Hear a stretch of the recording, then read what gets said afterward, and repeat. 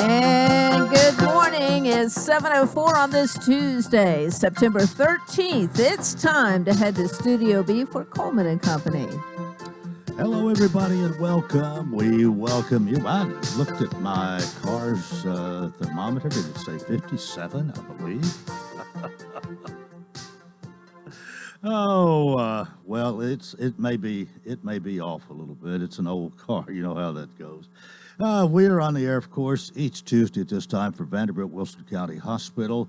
A couple of times a month, Tracy Pope comes out, brings a medical professional. The other two times, on the 2nd and 4th, we feature the city of Mount Juliet, which we'll be doing today.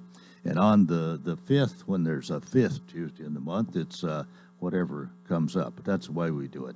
Got to ask a question. Why choose Vanderbilt Wilson County Hospital? Well, one would be the comprehensive services, from the delivery of more than 600 babies to more than 6,000 surgical procedures each year. They offer personalized quality care close to home. And now, as part of Vanderbilt Health, they're even more strongly positioned to meet your needs, from common ailments to the most complex conditions. We'd like to know about their recognized care. The hospital is fully accredited by the state of Tennessee and the Joint Commission. In addition, they have received national quality awards, including designation as an accredited chest pain center, a stroke center, and a comprehensive weight loss center. In satisfaction surveys, the patients consistently give them high marks in service and quality of care. Another thing would be their commitment to community. Economic impact to this community exceeded $58 million in 2018, including $14 million in charity and uncompensated care. With more than 200 physicians and over 600 employees, Vanderbilt Wilson County Hospital is one of the community's largest employers, with a payroll topping $38 million. Now, we remind you that the American Red Cross Blood Mobile visits Vanderbilt Wilson County Hospital each month. It's on the second Tuesday of each month, and that means the next time will be Tuesday, October 11th, and you can register online to donate at Vanderbilt Wilson County Hospital. The times are 11 a.m. to 5 p.m. All right, from the city of Mount Juliet this morning, and speaking by telephone for a specific reason, I have Justin Beasley, the Mount Juliet Public Information Officer. Justin, good morning. Coleman, basically what I heard there is you missed me, my man. I missed you too this morning. You what? I said, from what I hear, you missed me this morning, and I missed you too. Oh, definitely. But we got the next best thing, and that's hearing you on the telephone. Yes, sir. Thank God for telephones. It's been about 3 weeks since I've seen you, so it's good to be back on and promoting the great city of Mount Juliet on your radio station. And we know your audience is large as always, so we always appreciate the opportunity. Well, you can play news reporter a little bit this morning as we start, if you'd like. Yeah, absolutely. So I'm getting through some traffic here in Murfreesboro. There's a cargo fire in my commute in, and I just got past it. I probably spent 30 or 40 minutes in that. I've seen all the local news agencies reporting on it this morning. I didn't see it before I left the house, but I don't know that it would have mattered with as much that was on the road. But Coleman, I'm going to tell you, last night while you were watching Monday Night Football, probably dozing off, boring first half, we were still having a Board of Commissioners meeting. We had a long one last night with a room full, so plenty to talk about this morning. Well, was there some great big item that attracted so many people to the gallery last night? So the biggest item I would say that brought the big gallery was an annexation of Tate Lane. Mm-hmm. That was brought before the board, and just the way that we are kind of governed, and probably most other people as well. Your comments have to be expressed from the citizens well before that is even brought up. So at 6:30, we opened it up for comments. We probably had 4, 5, 6 different people come up and use basically almost all 3 of their minutes to talk about why they did not want to be annexed into the city. Our Board of Commissioners listened, and that actually failed as far as an ordinance to annex into the corporate boundaries of the city of Mount Juliet. That would have been 5.64 acres, property known as Tate Lane. So, that's been talked about a lot since I've been at the city of Mount Juliet. Actually, yesterday was my 1-year anniversary since being there, and I've heard a lot about Tate Lane being annexed. So it failed last night. Who knows if it comes back up or is experimented with in the future, but the citizens, at least the majority, got what they wanted on that property as far as not to be annexed into the city. Okay. That brought a huge gallery. We also passed an ordinance last night that requires all land use amendments to go before the Regional Planning Commission prior to being presented to the Board of Commissioners. That was a lightly debated topic, but it was settled pretty early, I believe, on first reading last night. And then we had something else yesterday, the BPAC. They're looking at making some changes that we have discussed really over the last 3 or 4 meetings that I've been to on Monday nights, and that got deferred to the next meeting as well. So a lot going on there, but full agenda last night, and that's kind of what happens when you have 5 Mondays in a month.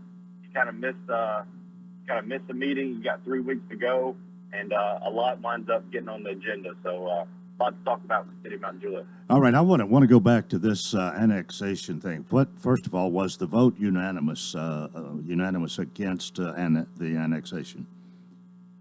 If I'm not mistaken, I believe it was. I believe all the commissioners thanked them for coming. Ray Justice was pretty vocal and not seeing a reason why it should be annexed into the city. And, really, you think about it, it's for the people, by the people, and we certainly listen to their concerns. Right now, they're on the urban growth boundary, so they belong to the county, but they're legally allowed by us to be able to take them and, give them sewer and give them city services. And we listened to their needs and their wants, and ultimately decided to not annex them into the city. Again, that could change in the future, but right now that seems to be the smartest and wisest plan from our standpoint and the citizens as well. Well, Justin, sometimes there are advantages to being annexed and to being part of a city, but then other times there are objections. What was one or two of their big objections not wanting to be annexed? Now, of course, if you get annexed, you've got to pay the city taxes, but your taxes are rather minimal, I think. Anyway, what was the big reason? Without having, working in public works, I think there's some issues with certain parts being owned by the city, certain parts being in the county. And as far as, if we were to annex that property, there are certain entry points that are still in the county jurisdiction, which kind of makes it tough to help with the roadways of getting in and out, because it's a very short road, Tate Lane is. So there was that concern. And then there was a lot of concerns brought up from 2014 and even early 2000s where something similar was brought before the board to annex, and there's nothing that has changed as far as the citizens' possible to say, hey, there's still no reason why this should happen. Ray Justice kind of uttered the same thing when he had his comments as well, and it just didn't seem like a good fit for the citizens. And again, the Board of Commissioners did their due diligence and listened. There's a room full, and that's what we encourage, especially with so much happening in the last 3 years, where people who are awake with what's happening in the school board system and the government. Come to your meetings, let your voice be heard. That's the only way the commissioners can really serve their community, is to know their true opinions. And they certainly expressed those last night in a cordial way.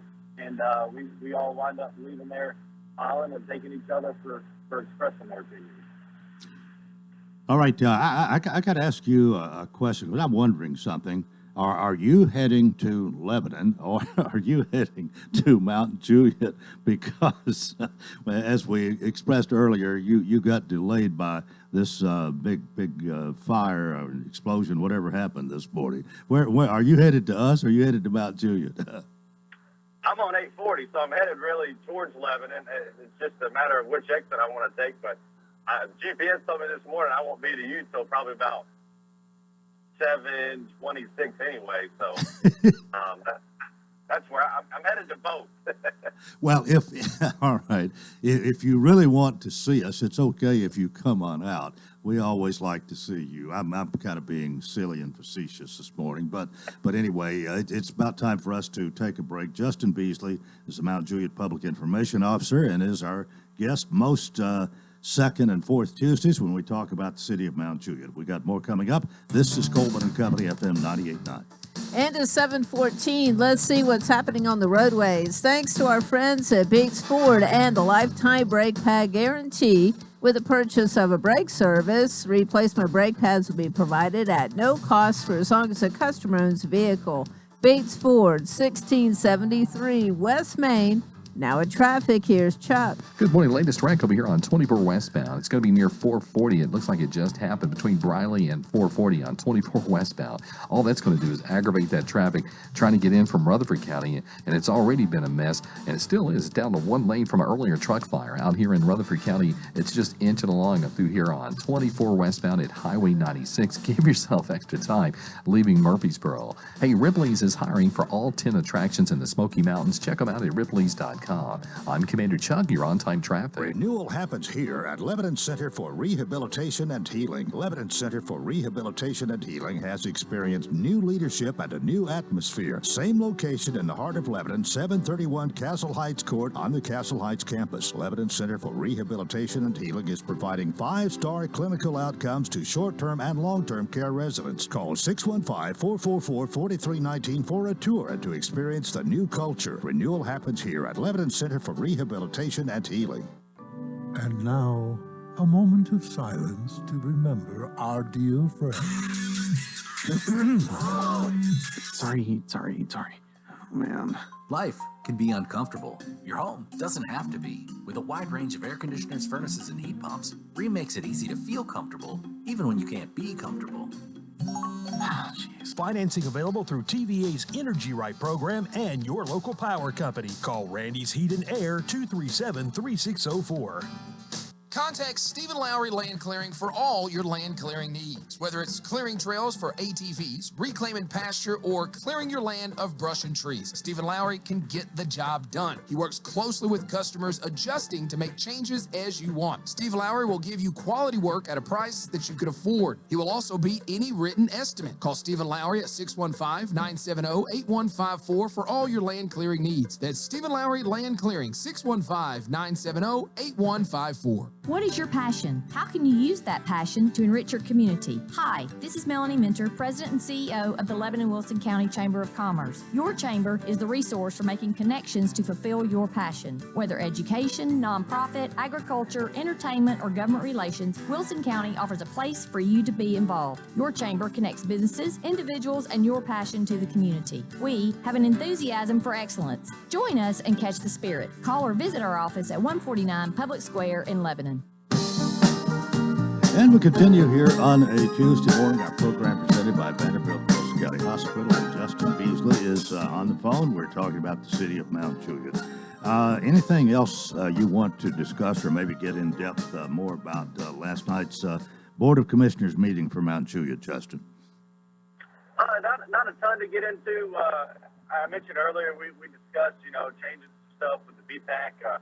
That's been deferred for the past couple of weeks, and that'll be a large discussion moving forward. I will say, specifically with the BPAC, they have their 9th annual walk, run, roll coming up this Sunday. That'll be from 2 to 4. I know in the past couple of years, there's been the excuse that there's a Titans game on. The Titans play on Monday against the Bills and could likely lose badly. So if you want to spend your Sunday afternoon at Mundy Park, Sergeant Mundy Memorial Park in Mount Juliet, they're going to have a free bike giveaway for kids less than 12 years or younger. There's going to be a 3-mile walk, a 5-mile route as well. We're going to stop by Fire Department of Mount Juliet as well to give a tour for the kids. We're trying to do our best job to promote this event. It's really awesome. It's going to be a great, beautiful day. Cyclists, walkers, runners of all skill levels are invited to attend. And we hope to see you there. Again, it's the 9th annual one, so it's not like just something that popped up. It's quite the tradition in Mount Juliet. So We certainly hope all families, leaving church, getting some lunch. Do you want to walk it off? We'll see you from 2 to 4 at Monday Memorial Park. Mm-hmm. All right. Anything else you want to tell us of that nature this morning? Yeah, the Parks and Recreation Department is surely heating up. They got a lot of projects, a lot of fires brewing right now, good fires.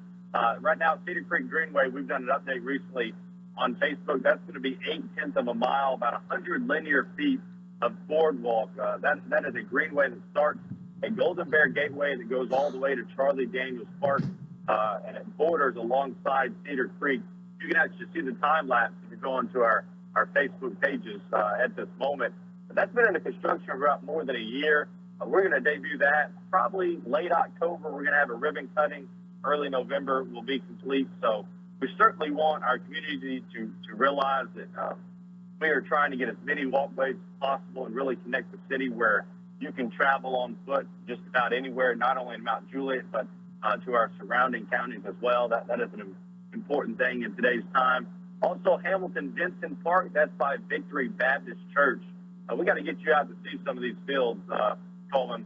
That is going to be specifically practice fields for youth football, soccer, t-ball, maybe even cater some events for some businesses out there. That's going to be 8 fields, and Rocky Lee, our parks director, wants to stress that is not for actual gameplay. It is going to be used for practice fields. He's coached more than 20 years in Mount Juliet. There is a need for specific practice fields, and that's going to be a great resource for Victory Baptist Church, not only to have right there, but also for it to be in the center of town. They're going to have a ton of parking. Right now, the next phase of that project is to work on the playground and the restrooms. That'll be done in the spring. Right now, the fields are done, but the grass is kind of taking seed. So we're not going to open the fields up yet until next spring. We'll have a ribbon cutting for that as well. And we certainly think that's going to be a huge boost, not only to Mount Juliet as a whole, but specifically to our sports communities as well. Also be, extra parking for the trailhead that goes along West Division as well. So that's something to look forward to. And last but not least, Monday Park, they're going to have 3 tennis courts, 4 pickleball courts, and more parking. The paving is getting completed as we speak, and that will be ready in late October as well. So be on the lookout for those 3 things. We certainly think it's going to bless the community, not only the adults, but especially the kiddos that are trying to promote an active lifestyle. Well, you were mentioning football there and practice foot. How big is youth football? I know you've had your the baseball over there by the creek. I guess I don't know what ages, but just about all ages, and it's a big thing. Is youth football as big as the baseball in Mount Juliet, or do you know? I wouldn't say, just because of the nature of the sport, I wouldn't say it's as big as baseball. That's probably the same case nationwide, just with how easy it is to sign up a kid for baseball and just the convenience of the sport, not having any factors as far as, a kid getting hurt. But just to speak on baseball, we now have Mount Juliet League Park is now 2 Rivers Ford Park. We had a ribbon cutting probably a little more than a month ago where they bought the naming rights and had a brand new little LED sign that has gone up on Lebanon Road. So that's kind of invigorated that community and really given the kids something to look forward to, be excited about. They also have some interest in doing like the Player of the Week. So the LED sign's going to, say, Coleman Walker Player of the Week, 5 for 5, 100 RBIs. That's going to be really cool for the kiddos to see. And then specifically with football, you asked, what is that like in the community? We have the Tennessee Heat that play at Charlie Daniels Park, but the football program has become so big that Green Hill has kind of started their own program where they're going to raise the young ones up over there. They play on Saturdays, and they actually did the coin toss for their first game a couple of weeks ago. They've added a couple of teams through, and so I guess I'd say the sport's growing if they're running out of room to have and leagues to have. So we certainly think football's on the rise, and why wouldn't it be? We have 2 huge high schools in Mount Juliet, with Mount Juliet High School and Green Hill with great football programs. So it only makes sense for more kiddos to start putting on the pads and playing some kind of recreational football. All right, you sort of You didn't sort of. You insulted the Titans a few minutes ago. I might have. They do play Monday night in Buffalo, and I've seen too many people putting down Tannehill, the quarterback. I thought he did his job Sunday. If the others had played as well as he did, they'd have had a victory, in my opinion. And I've known many times last year when we counted them out after they'd had a lackluster performance, they came back and upset somebody, beat somebody that you didn't think they had much chance for. And I don't think they're going to roll over and play dead on Monday night in Buffalo, but that's just my opinion. But did you see the game? Did you see most of the game, all the game Sunday afternoon? I did. I had the NFL Red Zone on the laptop, and then I had Fox and the CBS game on the other TV. So I'd like to think I saw every snap of every game, but who am I to say that? I live for football on Sundays when I get home from church, so I enjoyed it. I enjoyed watching their game. There's a lot of blame thrown around everywhere. I'd say most of the blame has to go to, the kick returner, the punt returner for muffing the punt. That was a huge no-no. And then the missed field goal at the end, I think they set themselves up to win the game. It's just, the other guys get paid too. They're like, you lost to the Giants. Well, last time I checked, they get paid millions of dollars to play football too. And it's week one, crazy stuff happens. But I'm with you. I don't think they roll over and play dead next week either. But I just know how good the Bills are, and they owe them one for how the Titans beat them last year on Monday Night Football. Yeah, well, the Bills are the ones that beat L.A., right? Beat the Rams, I believe, and they looked awfully good in the second half. It's going to take a super effort, but I'm not going to count them out. I think old Derrick Henry needs to get a few more carries too, and punish those tacklers like he can do. Well, anything else from the city of Mount Juliet that we need to mention either last night? Oh, I know something I want to ask you about. We talk about Kenny Martin quite often. Mayor James Maness, he is there. He is the mayor. We don't hear much from him. We don't ever have him on the program, hardly ever. I hope he's doing okay. Are you as close to him as you are the others? I'm starting to develop a pretty good relationship with him. That's for sure. I've done some work with him as far as proclamations and working on some projects and getting it scheduled for a couple of events coming up. So let me. Smartest guy in the room, but he's not willing to tell anybody that. He is a man of high integrity, of character and faith, and I wouldn't just say that. He is a great leader for the city. We're lucky to have him and his family. He's a very family-oriented man as well. So I'm definitely getting to know him a little bit more, and that's a pleasure for me. But I think I hear you trying to recruit him on the show, so I might put a bug in his ear to see if he can join Coleman. Coleman, you've got a lot of weight in the city of Mount Juliet. I just want to let you know that. So it's not going to be that tough of a sell. Thank you. Well, the city manager, you have the different, the mayor in Lebanon, the mayor is pretty much in charge of everything here. He is the city manager and mayor, you might say. In Mount Juliet, you have your Board of Commissioners, and Mayor Maness presides over that, but city manager is pretty much in charge otherwise. Isn't that kind of the way it's set up? It is in the legislature, but I will say Kenny Martin, I'd say he's the best city manager in the state and the nation. His bosses are the Board of Commissioners, and he is ultimately there to serve them, and the rest of the citizens are there to serve the city manager that serves the Board of Commissioners. So he has laid out that kind of formula, and there are no questions. We're there to serve him and the Board of Commissioners, and we'll do anything we're capable of to make sure that we get the job done for them. So, Kenny Martin runs the day-to-day operations, but he's always talking to the Board of Commissioners, making sure that he is there to give them what they need to be successful and what they need ultimately for the Board of Commissioners to serve the community, because that's what they want to do for their constituents and for their citizens. And I'd say they're doing a really good job. No better example than the annexation last night of Tate Lane that failed on first reading. All right, we got 1 minute left here this morning. I want to ask you about your son. We talked about him during the break. You said he'll be 4 months old tomorrow, I believe. So give us an update. Yes, sir. Give us an 4 update. months old. He is sleeping well. His mama is staying home with him, so she's doing a good job. When I get home early enough, some nights I get to put him to bed, and I wake up with him in the middle of the night, which is not too often, but I'll give all the credit to his mom. She does a fantastic job during the day, which sets us up for success at night. He enjoys football. He enjoys, going out to dinner with friends, going to football games, and he doesn't make a peep. He went to the Wilson County Fair, didn't make a peep. So I'd say we're blessed with a great baby.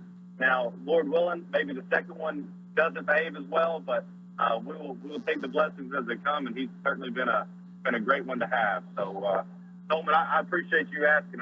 That means a lot to me. All right, well, our time is up. Thanks for being with us this morning, and we'll see you in 2 weeks. That is Justin Beasley. Have a great day. Justin Beasley, Public Information Officer for the City of Mount Juliet, and Part 1 of Coleman and Company, presented by Vanderbilt Wilson County Hospital. Stay with us for more here on FM 98.9. And let's see what's happening on the roadways. Thanks to our friends at Absolute Kubota, they have Land Pride quality tractor implements, including cutters, finish mowers, box blades, tillers, and more. 5-year gearbox warranty, extremely durable and well-built. 1506 West Main.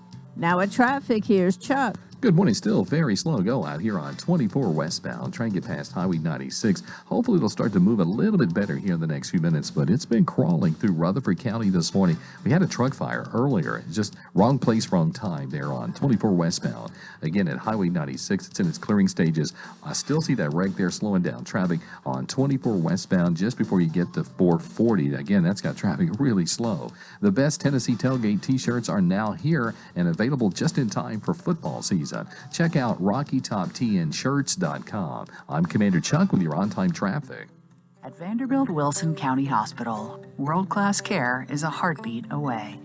In fact, we offer the same world-class attention Middle Tennessee has come to rely on from a Vanderbilt Health Hospital. Supported by over 200 specialties, an expanded emergency department staffed with Vanderbilt Health physicians 24/7, and greater investments in life-saving technologies and care. It's just one more way we're making healthcare personal. Hi, everybody. Tommy Bryan. Join me, along with Harry Stafford, Bob Lee, and Joe Gardner, as we bring you Lebanon High School football. Brought to you by Bates Ford, Bakes and Hooker, K. Maynard Insurance, Lebanon Police Chief Mike Justice, Wilson County Sheriff Robert Bryan, Kenny Salas, Sports World, and Wilson Bank and Trust. The Blue Devils travel to Manchester Friday, September 16th, as they take on Coffee County on WANT and WCOR. It's back to the 80s for the rest of the week, so not quite feeling like fall out there. Lots of sunshine today with a high around 81 or so, but lower humidity sure beats the sticky feelings of summer. Look for a low of 56 overnight, then temperatures in the mid-80s tomorrow. This weather forecast is brought to you by Walker Auction and Realty, professional auction and real estate services. Get top dollar for your home, land, or personal property. Log on to MikeWalkerAuctions.com. They know auctions. That's a look at your forecast. I'm number one Ned. And we continue here on a Tuesday. Welcome to Part 2 of Coleman and Company. Sean Dozier joins us to talk about Hearthside Senior Living. Sean's the Executive Director, and he comes each Tuesday to tell us about what a great retirement and assisted living community he has. Well, the whole community. The whole community is great. You know, we really do have a senior living community, as we like to say, Coleman, in the heart of Lebanon, and it's on the right side when you pull in, you have the beautiful assisted living, which we're going to start doing some work on the outside here in the next couple of weeks. You'll see some construction going on and some remodeling and painting. It just needs a little touch up on the outside. Last year we did the inside, so this year we're going to focus on the outside. And then to the left of the property, you have the 30 homes, the independent living homes, which continue to be very popular, and just a beautiful campus there. The design is beautiful, the buildings are beautiful, and it's a great place to go literally every day of my life. Well, you again, our executive director, you're kind of in charge of things, but you have a number of I think, excellent people on your staff, and most of them have been there for a good while, have experience, they know what they're doing, and do a good job. That's right. You know, we have our nurses and our kitchen staff, our RAs, a lot of long-term employees, which really do help with the everyday services for our residents. You know, if you know your residents, you know, it's a lot easier to serve them. You know, what do they like in their coffee? What do they like for breakfast? Do they like dinner? Do they like to come down for dinner? Do they like do they like to sleep in? Do they like to get up early? You know, all those you get to know when you have those long-term employees, and that really does make Hearthside unique because, you know, when you have, you know, agency in the building or you have a lot of turnover, it doesn't go well. The customer service begins to slide, and that's the one good thing about Hearthside is our long-term employees. How many employees approximately do you have? We've got about 30 employees. Okay. Part-time, full-time, and you know, which doesn't sound like too many, but here again though, you're a 7-day. We're 24/7. You know, we never shut down. We always have to have at least 2 people in the building. So at night we have 2 RAs in the building, and those have been long-term employees. They do a great job, and from 11 to 7, you know, anything can happen. So we've got to have them well trained and well diverse and knowing what to do, and they do a great job. So you're right, Coleman. I come on here and take all the credit, but our employees are the ones that really day to day make Hearthside what it is. I'm going to disagree with you. I don't think you take all the credit. You know, I come on and brag about Hearthside, and then you say something nice about me, so I appreciate that. But you are the executive director, nevertheless, and the weight of the whole place is on your shoulders. It is. You know, I don't go to bed every night without thinking about, you know, what could happen. So I like to have everything in order, and that was proven this year when we had a deficiency-free survey, and I was not only in our clinical area, but also our life safety area. So when the surveyors came in, everything was in order, and it made me happy. So they left happy and gave me no deficiencies, which is not always the case. So I was thrilled about that this year. Well, you had a special, and I guess that special is over. The special is over, but let me tell you, that special really worked because right now, Coleman, we are completely full. And what I mean by that is all of our rooms are spoken for. So not to say we won't have an opening here or there in the next couple of weeks, but all of our rooms are spoken for. If everything goes as planned, we'll be completely full by October 1st, and that's a great sign because, you know, the last 2 years have been really hard on assisted livings. And by the way, this week is National Assisted Living Week. And let me tell you, I'm proud of all of our assisted livings in Lebanon. We have some great communities, and, you know, we happen to be one of them, one of the long-term ones, but we're celebrating National Assisted Living Week. We celebrate our employees. We celebrate our residents. We celebrate our communities and what we do for people in that season of life. But I say all that to say, you know, Hearthside continues to, has had, you know, 2 years have been pretty rough for all assisted livings because of the pandemic. But it's good to see people out and about and touring, and the census, the numbers have come up pretty quickly. Well, anything else before we get to the Hearthside Hello? No, we always save that for last. We'll just conclude with that today. I want to say happy birthday to Cindy Huffines. And Cindy lives in where you're born, Riddleton. Riddleton? Is that right? Yeah. She lives there. And in fact, Coleman, I got to tell you, Saturday morning after Sherry's run, I did a tour for a gentleman. And he said, I'm from, is it Beasley's Bend? Is that where, not Beasley's Bend. Now, there's 2 Beasley's Bends. Well, what's the one by Riddleton? Is that Beasley's Bend? I think so. I think so. Anyway, he lives right outside Riddleton, whatever that is. It's between Dixon Springs and Carthage. Yeah. But anyway, I thought of you. I said Coleman Walker, I think, was born there, and he said, "Oh, really?" But anyway, your name was brought up. But we had a tour, and he's going to be moving in this week. But what was I talking about? I was talking about Riddleton. Oh, Cindy Huffines. Cindy Huffines is my Hearthside Hello. She is our chief nurse there at Hearthside, and this is a true fact. Cindy Huffines makes that place run. She knows the residents inside and out. She cares for them. She's compassionate. She has great customer service. She communicates with the families, and everybody that knows her, everybody that deals with her, all the families love her. I mean, I can't think of one. I mean, I'm trying to really think here, and this is not just some selective memory.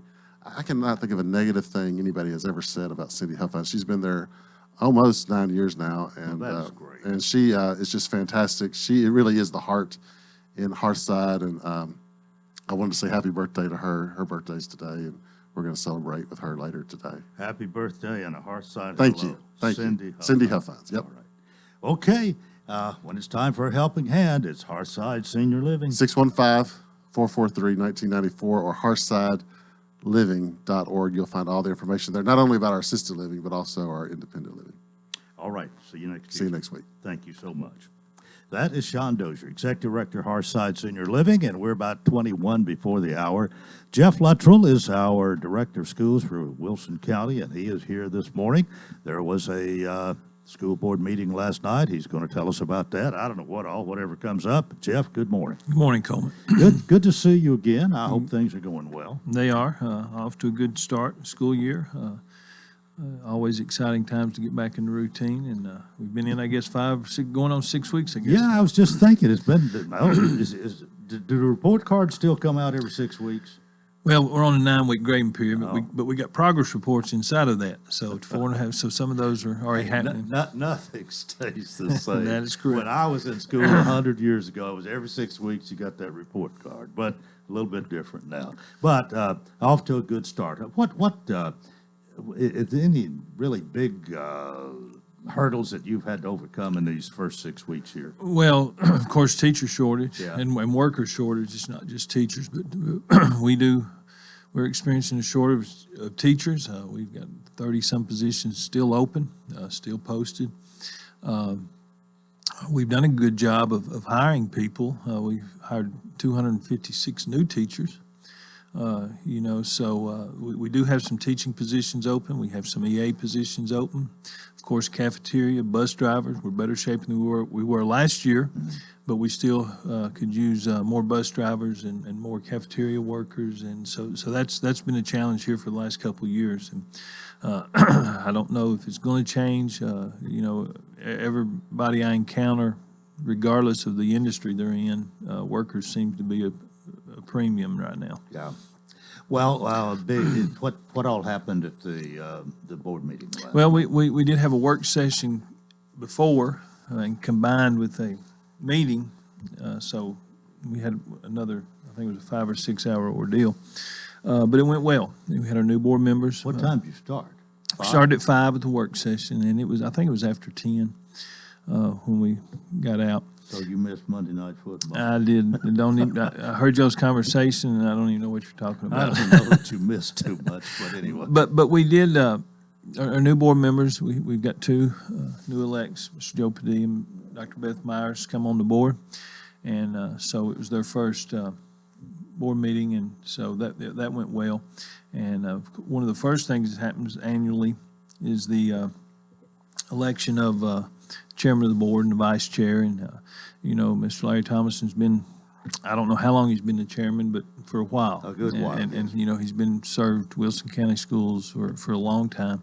And he had informed me just in conversation months ago that he did not, this was going to be his last tenure. He would not accept a nomination. And so that process took place, and Jamie Farrow was selected by the board members to be the chair of the board. And then Kim McGee was selected to be the vice chair. So we got that out of order, and Larry passed the gavel over, and we got into the meeting. And we had a long agenda. Just a lot of good work got done last night, and taking care of a lot of business here in the September board meeting.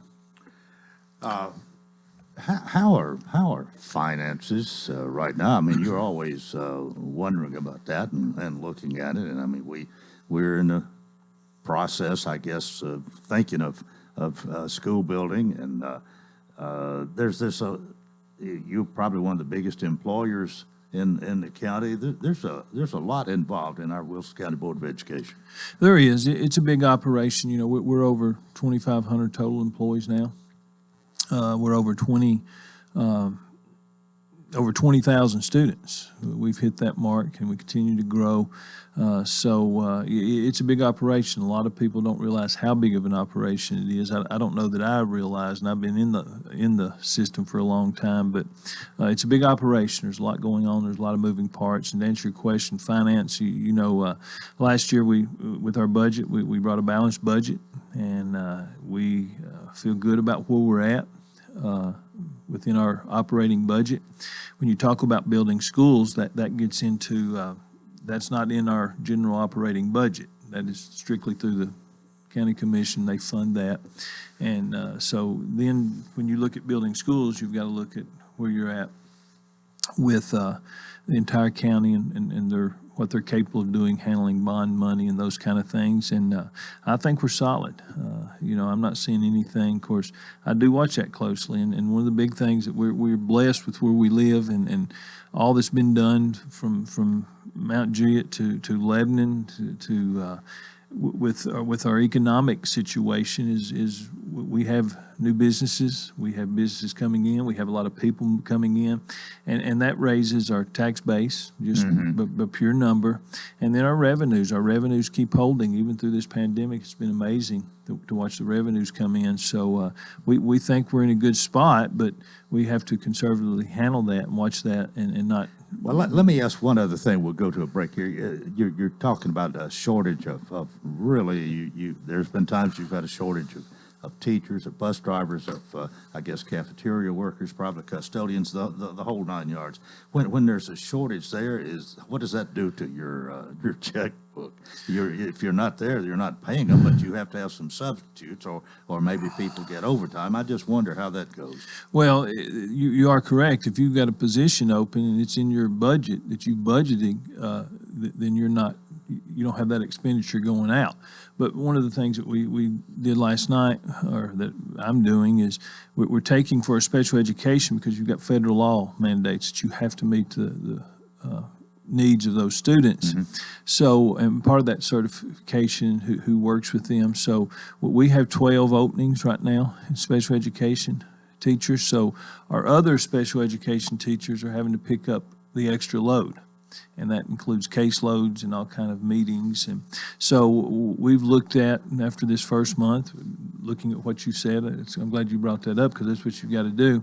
So we're going to take those unfilled position money and give them stipends for their extra work. I'm working on, for the substitute, we've got a lot of substitutes, but we're not getting the coverage we need. So by next month, I will be bringing back a plan of how we can take money out of that sub and move to those teachers that are covering classes. Not sure exactly what that's going to look like. We've got to finalize it. And you've got to get that in a way that you can track it and get it to payroll in the correct manner. So we do use that money. So, people think, well, you're just sitting there piling money. That's not the case. We still got to take care of the needs of these kids. And we need to take care of our employees that are doing extra work. Yeah. Okay. Jeff Luttrell, Director of Schools, is with us. More coming up on Coleman & Company, FM 98.9.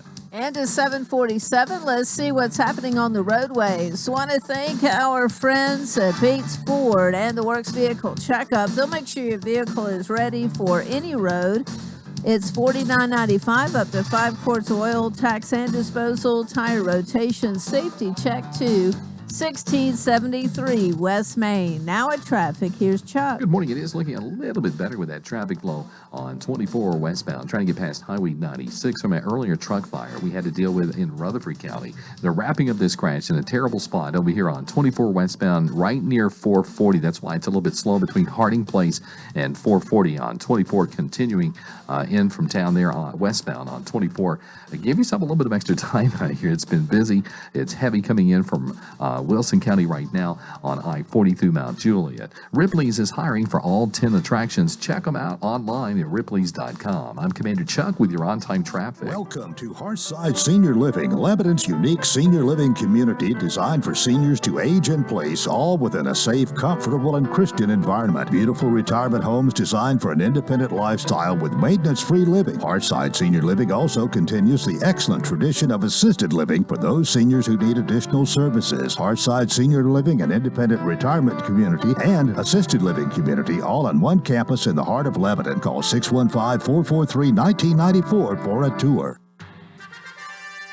Cumberland University football is back in action this Saturday, September 17th, as the Phoenix travel to Pikeville, Kentucky to take on the University of Pikeville. This is Christian Raposi of the Cumberland Sports Network inviting you to join Bob Lee and myself this Saturday. Pre-game coverage begins at 1:30, leading up to a 2 o'clock kickoff, right here on WANT and WCOR. The U-Pike Bears and the Cumberland Phoenix match up this Saturday at 2 o'clock here on WANT and WCOR. Fall Fall is here. Shop Springs Creamery invites you to their fall festivities on the farm. Grab some fresh ice cream and enjoy the corn maze, shell corn pit, dummy roping, and the corn cannon, happening September 16th through October 30th. For more info, visit shopspringscreamery.com. For fresh ice cream, fall festivities, and fun for the whole family, make plans to visit Shop Springs Creamery, 4 miles off I-40 towards Watertown, September 16th through October 30th. Happy fall, y'all! It's week 2 for your Titans on the road at Highmark Stadium, Orchard Park, New York, to take on the Buffalo Bills on Monday Night Football. Titans countdown begins at 5. Then Mike Keefe and Dave McGinnis call every bit of the action with a 6:15 kickoff. Brought to you by Vixen Hooker, Bates Ford, Steve Mall Plumbing, The Jewelers, and the City of Lebanon Gas in Tennessee. 811, call before you dig. This is Wilson County's home for real country music and the Tennessee Titans. Real Country 98.9. And we continue here on a Tuesday morning. We have Jeff Luttrell, the Director of Schools for Wilson County. We've talked about your board meeting last night. Is there anything else from that we need to discuss? Yeah, part of what we do at our board meetings is have celebrations concerning our students and teachers. And there's a couple things. One of the things I do want to mention, we recognize Miss Darlene Driver. She retired over the summer from bus driving, and she'd driven a bus route for 43 years for Wilson County Schools. So we brought her in, her family, and presented her with a plaque. And just a great lady. You know, there were some comments made, and there was one comment made. I made the comment that she had helped raise about half the people in Watertown that were on her route over the years, over 43 years. And then somebody said that, well, she also raised over half of her bus drivers. Just her experience, and just a lovely lady. It was a great employee, and so we recognized her, and that was a good moment. And then we were able to announce publicly yesterday, the state freed us up to celebrate and announce our reward schools, the designation by the state. We had Gladeville Elementary, Springdale Elementary, Rutland Elementary, Watertown Middle School, Watertown High School, Green Hill High School, and Mount Jude High School were all reward schools for last school year. This is the state designation, so we're proud of them and congratulate them. How many was that altogether? That'd be one. That's 8. Eight reward schools. 8 reward schools. And we also, worth mentioning, we had 2 of our schools that were a 1/10 of a point. It's on a 4-point scale, and you have to be 3.1 to receive that designation, and they were point 0.1 or 1/10 of a point away from that. And I want to mention them, West Elementary, which they're continuously, it's common for them to be a reward school, and then Virtual Learning Academy, that our kids that were in the virtual setting met the requirements, were within 1/10 of a point. So a lot of hard work goes into that. There's a lot of different measurements from academic performance to chronic absenteeism to graduation rate to career readiness. And so very proud of our administrators, our teachers, our students, and even our parents that help make sure that stay focused on what is the most important thing. You mentioned earlier our operation, how big it is, and it is big. But the most important thing is keeping focused on the academic side. That's what we're in the business for, is to help our students and give them opportunities academically that will allow them to go forth and be able to compete. And so this is a good sign for the status of our district, and just really proud of them. Congratulations to all 10 of them, really, especially the 8. Correctly. Yeah. You are correct. And anything else from the meeting you want to mention? Well, then just some normal procedures of setting committees and always looking at policies and those things. And I guess, update on our building projects at Stoner Creek. That building is coming along nicely. We don't have a definite opening date yet. We're meeting weekly. But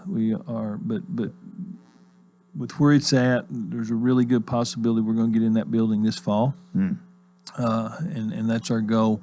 We are experiencing some backlog in some materials, some tin roofing, some windows, believe it or not, some breakers and breaker boxes. And So we're monitoring that, and our construction company engineers are working on that. But it's getting exciting because you go in that building, there's the paint's on the wall and the floors have been laid, and they're starting that process. So playgrounds are going up, so that's getting close. When that becomes a reality, how's that going to change things? I mean, we have an idea, but you expound on that a little bit.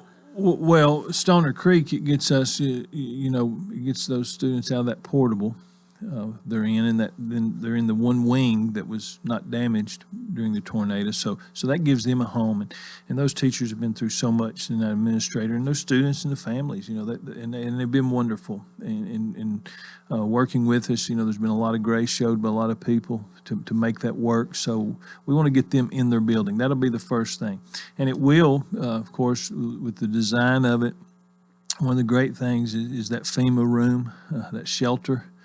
And basically there's part of that building that the ceiling is like a bunker. It's got concrete on top, and so we're excited about that, the safety aspect of that. And we did build it larger than the original footprint. Our board voted for that, and the county commission agreed to it, and they've been very supportive because we felt like with our growth, while you've got footers open, it's cheaper to add on than it is to have to come back. Yeah. So we'll be able to handle more students, and that's great. But one of the challenges with that is they keep proposing these new subdivisions. There's going to be one being proposed right beside it, and it'll be a great place to live because you'll have a true community school because you'll be just right there with it. So that'll be different. And then our West Wilson project, they're starting the beginning phases of getting their pad ready and getting ready to start that project as well. And that's the one, we've got so many students that are divided at the middle schools and the high schools just to have capacity to take care of them. So, we're hoping 24 months, and I'm really hoping earlier. We really need to get that middle school back and get those students back in their own facility. Yeah, this was a blow, no doubt. Thankfully, Green Hill High School was able to absorb some of this, and I think really overall you've probably done really well to play with the hand that you were dealt. But not only is this going to alleviate some of the chaos, if you will, that's caused, but you got to keep in mind we're still a growing area there, and these may be full even quicker than it was planned or hoped for. Yeah, that is, it was a tough situation. And really, if within 4 years from the day that happened, if we're back in our schools, we've done remarkably well. And I know, and I'll own it. I'm not sure there's a book or a class or experience that prepares you for these disasters until you go through them. And we're still working with FEMA. I mean, we're working night and day, even dealing with what happened in the past. But my team and my staff, I want to give them credit that they just keep pushing forward. And, sometimes we get criticized for some things that are not the way we want them, but like you said, the hand we were dealt. And we acknowledge that. I acknowledge that as the leader of this district. But overall, just proud of our staff and our teachers and our administrators and my team because they're dealing with it on a daily basis too. One other thing, Jeff, you've got a couple. Two new school board members, I believe, and there's 7 altogether. Do you expect things to change a lot? Everybody's a little bit different. You get adjusted to somebody like Bill Robinson that's been there all this time. He's not there. Somebody new is in, another new one, and it takes them a little while to get adjusted to and to get their feet wet, so to speak. There is an adjustment period, and anytime you come into a new position, there's a process, and you learn things. And but the great thing about our country and our democratic system and our republic is that you earn that right. And so they will have their own ideas, and I respect that. And, I'm their one employee, and I will look forward to working with them and looking for opportunities to make our district better. We want to continue to be an elite district, and we get a lot of accolades and we do a lot of things right, but there will be, I'm sure there will be some changes that they will have to go through as a process of a board, and they are the policy makers. They get to determine the policies that run our school system by statute, and I respect that whole process. That's important for our process. It's important for us as citizens. You know, when I was in school, we used to have that civics class. Yeah. That talked about responsibilities of being a citizen and learning that and how things flow. So I look forward to working with them. I thought last night a lot of good questions. I thought we got a lot of good work done. And we can always learn from each other and listen to each other and look and see where people's coming from. But our main goal is to stay focused on our academic side and the output that we're putting out there as a school district. All right, we're about out of time here, but certainly appreciate your visit. It's really nice to get you here once a month, and after each board meeting is a good time. It works out most of the time. Sometimes we have to improvise a little bit, but Jeff, thank you so much for being with us today. Thank you, Coleman. And that is going to do it for a Tuesday. I hope you'll join us tomorrow for the Wednesday edition, and until then, I wish you a terrific day.